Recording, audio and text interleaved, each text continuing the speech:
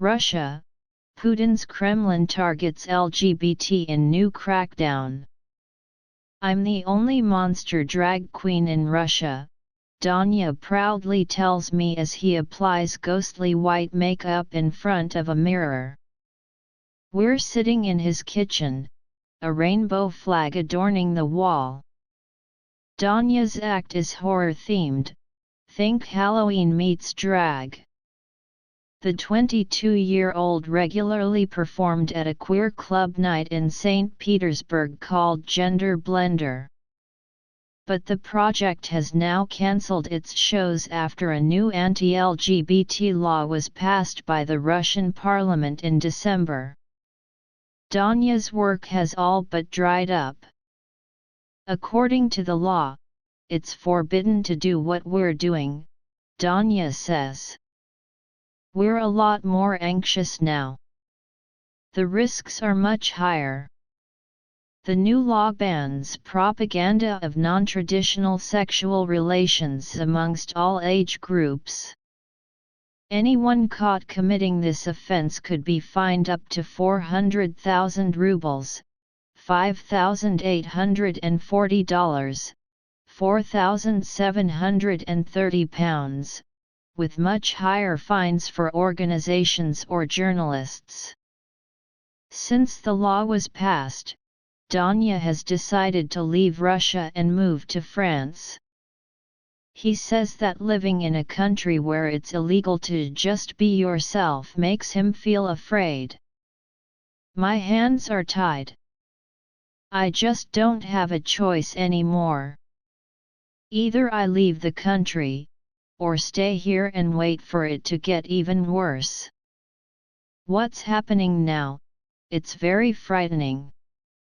The bill began its journey through the Russian legislative system last summer, shortly after Moscow launched its so-called special military operation.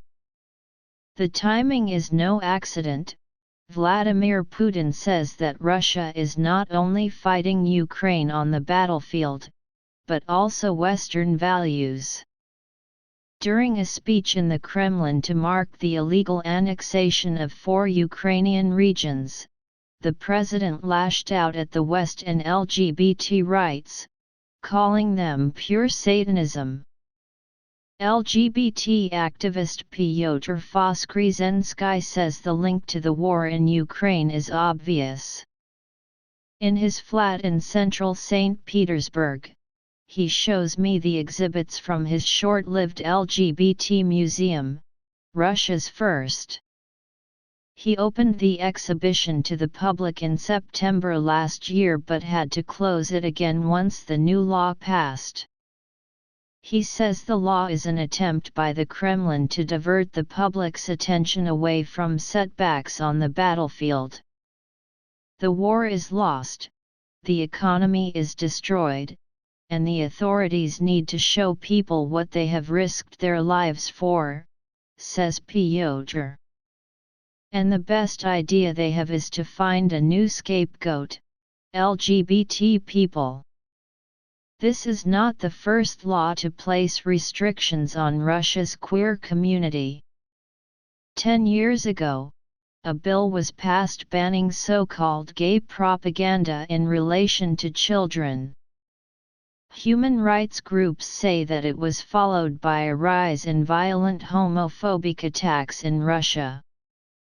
Olga Baranova, from Moscow Community Center for LGBT and Initiatives, told me that the new law will further stigmatize LGBT people. We will go fully underground. There will be fictitious marriages, fictitious families. The privileged ones will leave the country. Those that can't leave the country will go underground and look for partners somehow, using closed channels. The worry now amongst the LGBT community is how, when, and against whom the law will be applied. Russian legislation is notoriously vague, giving the authorities a blunt instrument that can be applied arbitrarily. but the fear generated by the legislation is already leading to censorship. Online cinemas have deleted LGBT-themed films and TV series and edited out gay scenes. In one episode of the highly acclaimed HBO series The White Lotus, a Russian streaming service changed the word gay to man, edited in a towel onto one male character's bare backside and deleted a gay sex scene, just days after the law was adopted. Books, too, are being censored. Shops across the country have withdrawn titles with LGBT themes and characters from sale. In one St. Petersburg bookshop, I find a recently released title, Shattered, a tale of romance between two men. As the book is wrapped in plastic, I must buy it to look inside.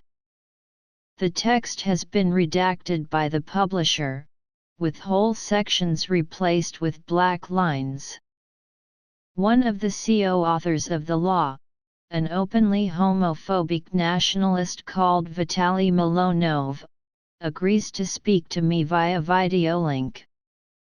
He is allegedly in the city of Horlivka in occupied eastern Ukraine, having traveled to the front line as a volunteer fighter.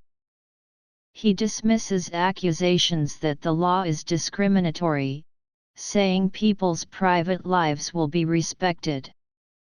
At a time when thousands are dying in Ukraine, Russia is isolated internationally and people are fleeing this country, I ask him whether it's appropriate to be focusing on an LGBT law.